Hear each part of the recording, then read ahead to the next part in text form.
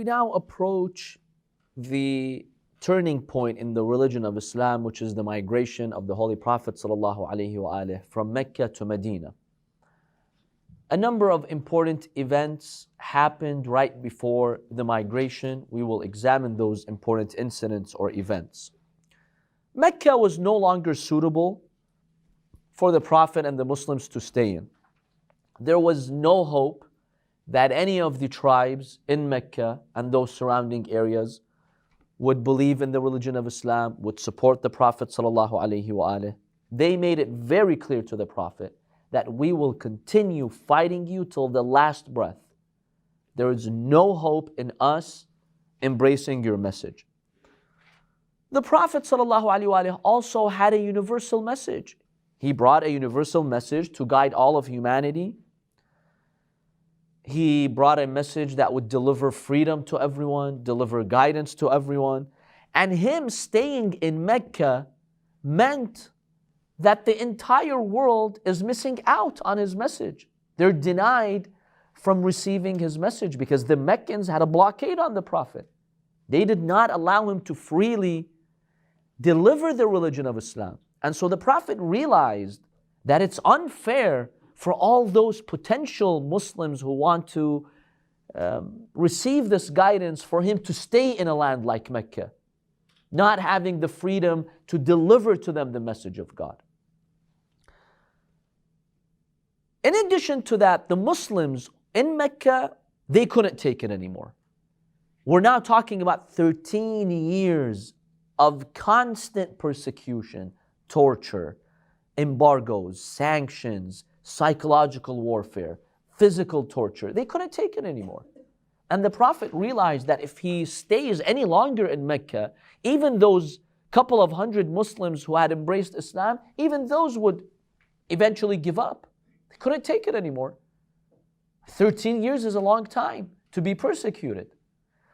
So the Prophet ﷺ realized that Mecca, even though it was his hometown, even though he grew up there, he was born there, even though it housed the Kaaba, the house of God, but he realized it's no longer appropriate to stay in Mecca and that they would have to migrate.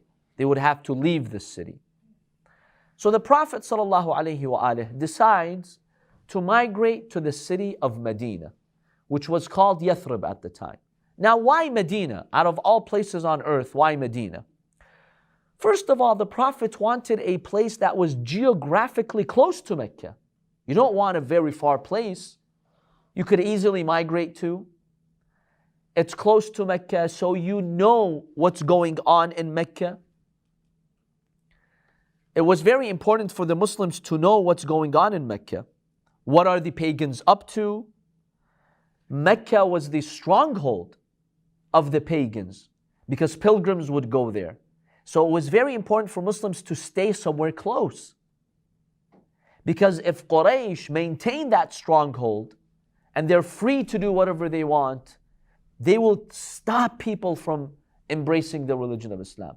So the Prophet wanted a place that's kind of far. It's like 400 kilometers to the north, but it's not too far. So we can keep an eye on what the pagans are doing, what they're up to, what their next scheme is. So you needed a city that wasn't too far from Mecca.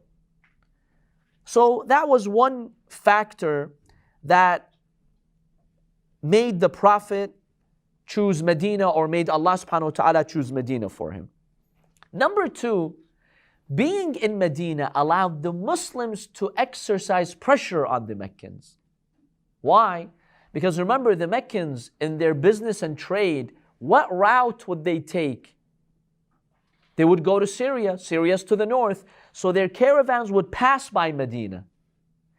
Now, during those 13 years, Quraysh were free to persecute Muslims. Who's going to punish them? Who's going to hold them accountable? No one. Muslims were weak. They couldn't hold them accountable. But now that the Muslims are in Medina, they have leverage over the Meccans. How? If you continue fighting us, we'll cut off your path of the caravans. We won't let you go to Syria. We won't let your caravans go back. And this was a very big threat to their economy. So this actually made Meccans take Muslims seriously. Stop your aggression. In Mecca, there were no consequences for the pagans. Do whatever you want to the Muslims. Who's going to stop you? Nobody. But now that the Muslims were in a place like Medina, which is in the direct path of their caravans, now they had to think twice. Don't think you could persecute the Prophet and Muslims whenever you want. No, there are consequences. There's retaliation. They're going to stop your caravans. So this was another factor why the Prophet ﷺ chose the city of Medina. The third factor, the people of Medina, out of all people in the Arabian Peninsula, they signaled to the Prophet that we'll embrace you. Many of them became Muslim. They were open to the message of the Prophet. So it made sense for him to go to a place like Medina. Other tribes were hostile. We talked about Ta'if, if you remember. The people of Ta'if were hostile. They didn't welcome the Prophet. In fact, they chased him and stoned him. The only people who really embraced the Prophet were the people of Medina. So it made sense for the Prophet to consider Medina as the point of migration.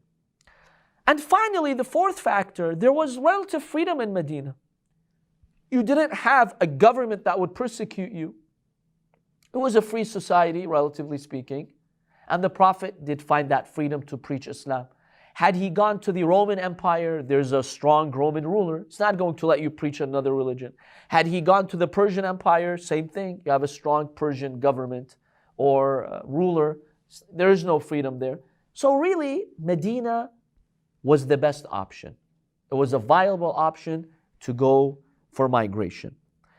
So the Prophet ﷺ, he communicates to the Muslims to start going to the city of Medina. And Allah subhanahu wa ta'ala commands them in the Quran to start the hijrah, which literally means the migration. In Islamic law, hijrah sometimes becomes wajib. Migration becomes necessary. When your religion is threatened, you can no longer practice your beliefs, your honor and dignity is violated, Islam tells you migrate. In fact, there's a verse in the Holy Quran that rebukes and condemns those who don't migrate and they lose their faith as a result of that. Allah subhanahu wa ta'ala states in the Holy Quran, إِنَّ الَّذِينَ تَوَفَّاهُمُ الْمَلَائِكَةُ ظَالِمِي أَنفُسِهِمْ. There are certain people, the angels come to take their soul at the time of death. ظَالِمِي أَنفُسِهِمْ. They're oppressors, unjust. قَالُوا فِيمَ كُنْتُمْ. The angel said, what have you done? Losing your faith, losing your honor, losing your dignity? What have you brought upon yourselves? What's their justification? قَالُوا كُنَّا مُسْتَضْعَفِينَ فِي الْأَرْضِ. We were exploited in the land. We were deemed weak. And you see the others, the pagans, they forced us into this. We didn't have the freedom to practice our religion. This is their argument. What do the angels tell them? قالوا ألم تكن أرض الله واسعة فتهاجروا فيها. The angels will tell them, isn't the land of God vast? Couldn't you have migrated? Who forced you to stay here?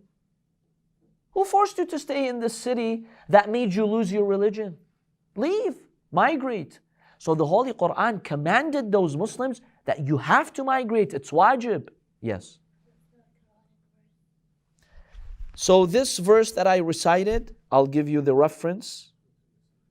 Is that in Surah An-Nisa? One second, I'll get you the reference. So that is Surah An-Nisa, verse 97. So 497. So Allah subhanahu wa ta'ala is the owner of the land. He's the owner of the earth. If one place is impeding you from your religious progress, even your economic progress, go somewhere else. Yes, it requires sacrifice. It's not easy, but this is part of our test. Allah subhanahu wa ta'ala tests us in this life. And this is, by the way, a lesson for us today about migration. If anyone lives in an area that is hostile to your religious values, to your honor, your principles, your beliefs, and you can no longer practice your faith, especially your younger generation, find another place. You don't have to be stuck in that place just because you were born there, for example. Now, while in the last century, we saw a migration to the West because in many, unfortunately, Muslim societies, people were no longer able to practice their religion freely. There was a lot of religious persecution. So Muslims found freedom in Western countries.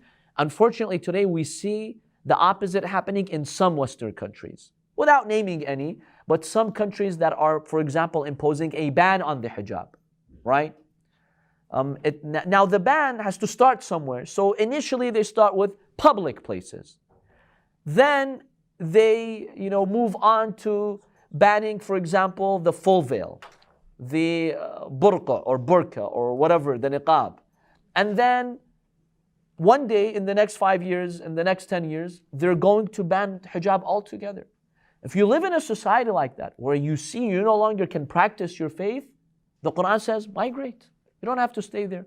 If you can stay there and fight for your rights, yes, do that. But if it reached a point where you can no longer defend your rights and you will lose your next generation, migrate. This is an Islamic obligation. To secure your principles and values and beliefs, sometimes you would have to migrate. So the religion of Islam teaches us that your religion comes before your land, before your culture, before your home, before your wealth, before all other interests that you have. This is your primary interest because this is what will determine your fate for eternity on the Day of Judgment. So don't spoil it, don't squander it. And migration really has many benefits. It gives you not just religious freedom, new opportunities, economic freedom. Look at the immigrants here. The United States is a land of immigrants. And if I remember once I read about a study on the Fortune 500 companies, 40% of these companies were established by immigrants or the sons of immigrants, which tells you that when immigrants come to a new society, they really realize their full potential. So migration has many benefits. Even if you're concerned about your financial economic state, if you migrate, especially for the sake of Allah subhanahu wa ta'ala, Allah subhanahu wa ta'ala will open new paths for you.